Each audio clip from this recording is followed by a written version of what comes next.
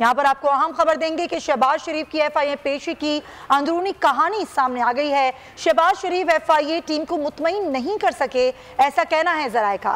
गैर तसल्ली बख्श जवाब पर शहबाज शरीफ को अब दोबारा तलब करने का फैसला कर लिया गया है। शहबाज शरीफ FIA टीम के सामने तरक्याती काम गिनवाते रहे। ज़राए के मुताबिक कि शहबाज शरीफ की तहकीकात को मीडिया के सामने ना लाने की दरख्वास्त भी की गई है और ज़राए FIA के मुताबिक शहबाज शरीफ के जवाबात अदालत के सामने अब पेश करेगा। आज FIA में मियाँ शहबाज शरीफ पेश हुए, लेकिन अंदरूनी कहानी सामने आई है कि शहबाज शरीफ FIA को सवालात के जवाबात नहीं दे सके, टीम को मुतमईन नहीं कर सके, सिर्फ तरक्याती काम गिनवाते रहे।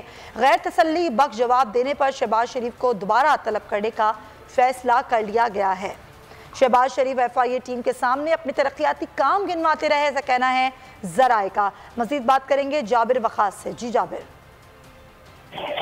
बिल्कुल, इस हवाले से जो अंदरूनी कहानी है वो सामने आ गई है।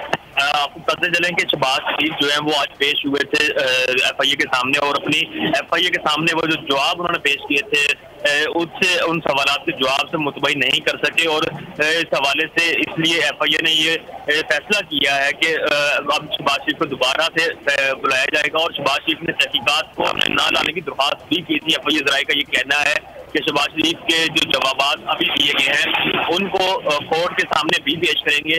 शहबाज शरीफ FIA टीम को मुतमईन करने में मुकम्मल नाकाम रहे हैं और शहबाज शरीफ ने FIA टीम के सामने रवायती अंदाज अख्तियार किए रखा है।